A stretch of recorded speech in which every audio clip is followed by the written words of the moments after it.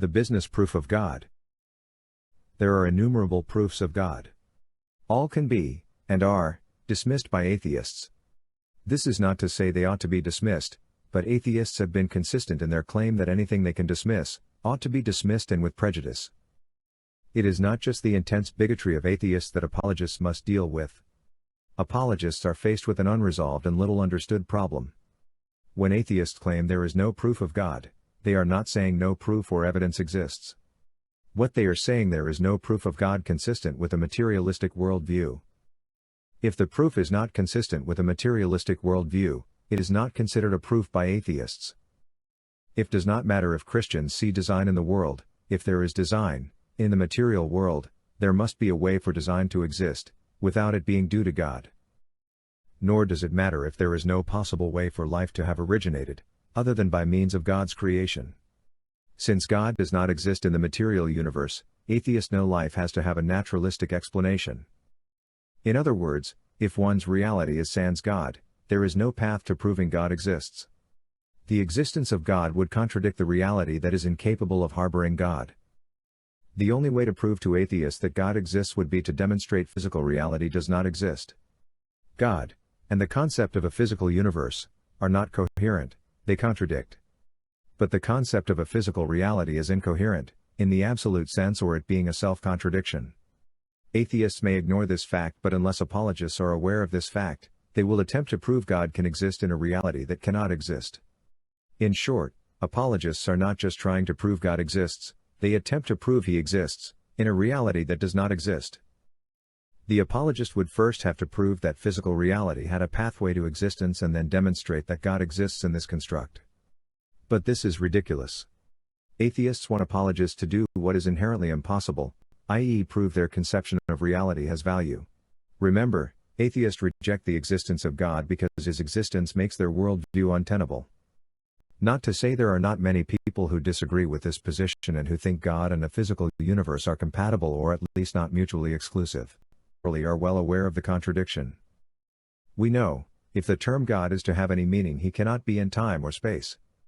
But atheists cannot permit anything that is not bounded by time and space to exist. So, they claim metaphysics is incoherent and that such ideas are supernatural. But this argument assumes, without evidence, that nature exists in the way atheists say it does. There is no supernatural unless there is a natural, but what is natural? Atheists are necessarily phenomenologists.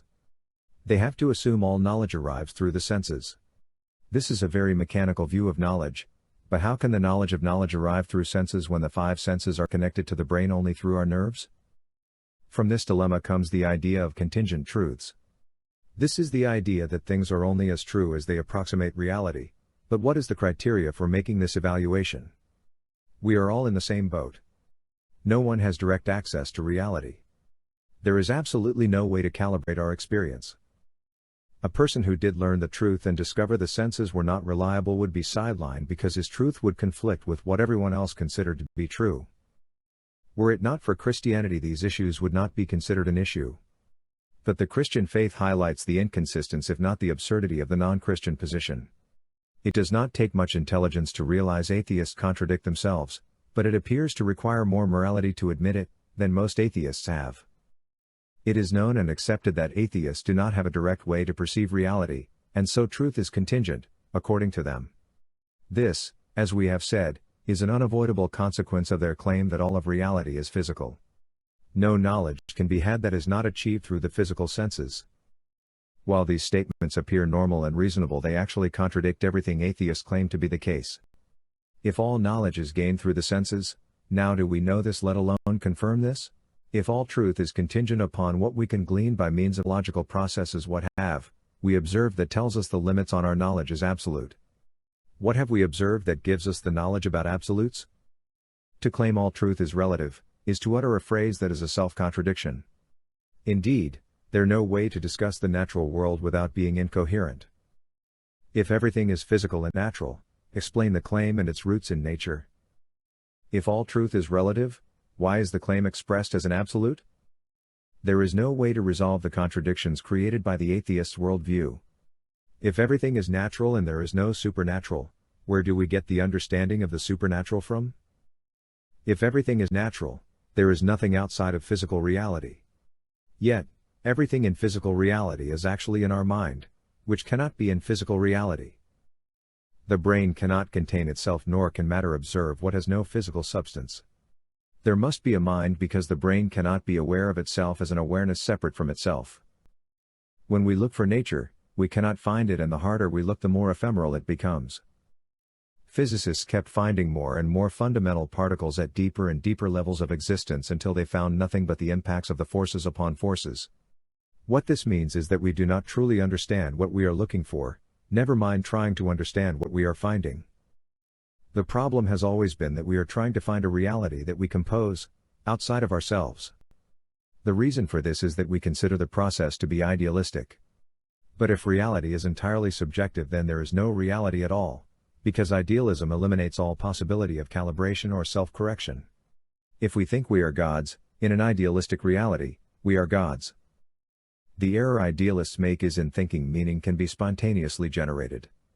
Without other beings, all boundaries are removed.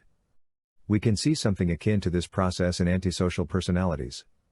The more isolated the person becomes, the more bizarre. Even when we say we are not influenced by others, the truth is, we must be.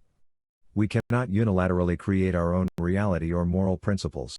This is easy to see when people claim reality is subjective. If it was, there would not be crazy people. But the same kind of issues crop up when we claim reality, meaning external to our minds. Everything we know or can know is in our minds. If reality was totally external to us, it would be inaccessible. There is no feasible way the entire universe could enter our consciousness, if our consciousness was mere brain activity. In one sense, this objective and subjective theories of reality are attempts to exclude God. We cannot create reality is fairly easy to prove, but reality cannot create us, that is more difficult to demonstrate but ought to be provable. What we need to distill these ideas down to their fundamentals. In the subjective view of reality, everything is an idea in someone's mind. But that does not answer where the mind is. Nor does it allow us to establish which person's mind is the real one and which ones are figments of that real person's mind. Idealism does not explain how the mind and all of its illusions are real, when everything real are ideas in a mind. The mind would have to be an illusion and consciousness an illusion of an illusion. Objectivity falls into the equal but opposite trap. The physical brain would have to be the physical activity of reality and in effect, just a cause of a cause. By what physical process does physical reality cause non-physical things to come about? The response to this paradox is simple. It's all information. The problems are logical problems we have created by the way we think about things. If we say reality is ideas or reality is physical, then we have created a concept that is incoherent and causes us to deduce incomprehensible problems. But reality is a word, it is an idea, it is a concept. We cannot talk about reality without the word with its antecedent meanings. Reality is not a thing, it is information, not substance, and the content of that information determines what we can do logically, with the data point. The concept is a mental product with features which define its utility. Speed is a term that can only be used in specific ways and has a specific context. When we use speed as a term, we must talk of a high rate of motion, or are comprehensible. This is how reality is formed and retains coherence, unless a group begins to define words in incoherent ways. What cannot be argued is that reality, qua reality, is ultimately information, and information is symbols transmitted from one sentient being to another. That is, all information is coded symbols. One cannot say reality is not a word and the word reality does not have connotations of a specific and limited kind. When we use the word reality, we are using the idea, reality. If we say reality is only part of what exists, we are conflicting with the expression we use. In other words, we contradict ourselves. If we argue that reality is composed of space, time and matter, then we are elaborating on the idea of reality. We are expanding its meaning in a coherent and consistent manner. We can communicate this idea because the transmission has clarity, so long as the person understands the meaning of the terms used. Our consciousness is our knowledge, and our knowledge is what we are conscious of. We can add to our knowledge by transmission by means of communication or by logical inference or what is called deduction. All truth is ultimately deduced from a premise. The fundamental and axiomatic premise is God exists. From this, all other truths are deduced. We can only know truth after we have deduced the properties of God. At the level of fundamentals, this does not change as much as one might assume. If we argue that matter is made up of elements that contain specific properties, then we can, through the methods of science, seek to find elements with those properties. It is also true to say that atoms can only be composed of things with certain specific properties. We may not know what these properties are, but God does. God created reality and knew how to form it, and what it needed to be like, if it was to contain life. But life is of two kinds. Natural life is consistent with nature. Each animal and plant is fully adapted to its environment and its environment plant needs. Not so with human life.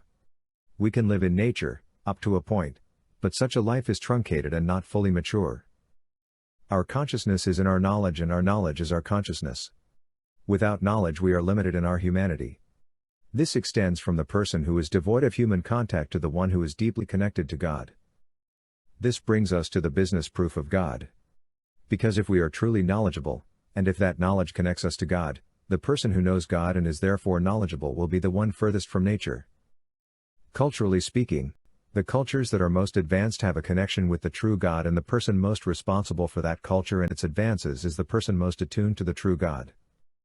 Therefore, the business model that produces the most wealth and technological advances is the business that is not only closest to God but if developed from a religious text, is a proof of God. Syndicalism eliminates the 10 great evils of unemployment, debt, poverty, inflation, pollution, waste, taxation, homelessness, war, and injustice. It is a proof of God because it is a business model derived from or deducible from Scripture. It is consistent with Scripture. Syndicalism is the only business model that is compatible with the Golden Rule. The transportation workers own the companies providing transportation.